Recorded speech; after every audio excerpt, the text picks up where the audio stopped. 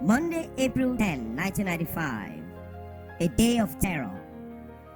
Oyinade Olurin, Adebísí Bátẹyẹ, Olabímpé Ọsìnàìke, Folasade Șofọlá, Olúfunmilayo Odutọlá, Adesọlá Adéyẹmí, and Adéjọkẹ Fádínà, all dubbed the mob, drove from their homes in Lagos, Ibadan, and Ijebu-Ode, convening at Onibudo House, Ijebu-Ode, at about 8 in the morning after Papa Chief Odutola's breakfast.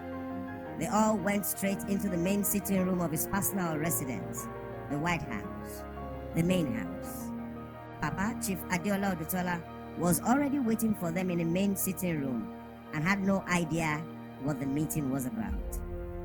Oyinade Olurin, the devious leader of the group, a ruthless and nefarious woman, threateningly demanded for the keys to his fire-resistant safes containing the certificate of occupancy, CFO of all his landed properties and share certificates, several gold jewelries and coins, and what is called a small box, a metal enclosure containing his checkbooks. Papa, who though must have been very angry and saddened about what had just happened, calmly beckoned Achibong, his male steward, to ask his wife, Mrs. Adéọlá Odutọlá, Mama Bisoye, who was at that time in our apartment about 30 meters from the main house, to come over.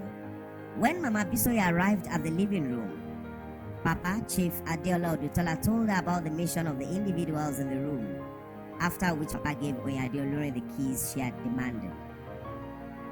While the mob-come robbers were joyfully and frantically going through the documents and jewelries they had stolen, like ants in a sugar canister, Mama Bisoye asked Papa Chief Odutola, to the hearing of everyone in the sitting room, wouldn't it be proper to list and document all items they are taking away?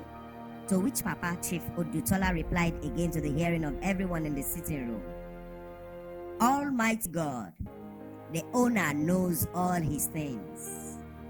The mob-come robbers gladly packed everything together and hauled away their spoils.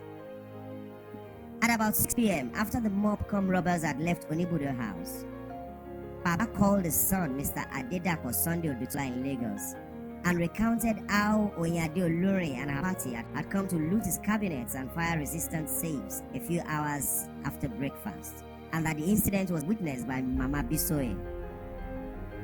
He told Mr. Adedakpo Sunday Odutọlá that he did not resist them. He had called so that he would also be another witness to the looting incident, and because it was his duty to posterity.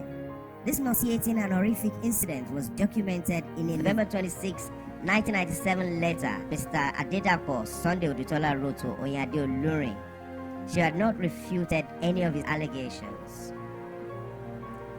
Now, Modupe Adewumi Odutọlá Mama Yinka, Papa's last wife, who was a secret member of the robbers-come murderers, had cunningly excused herself from Onibudo House a day prior to the incident.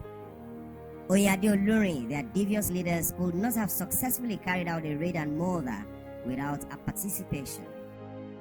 The raid shows the following. A. It was prompted by greed.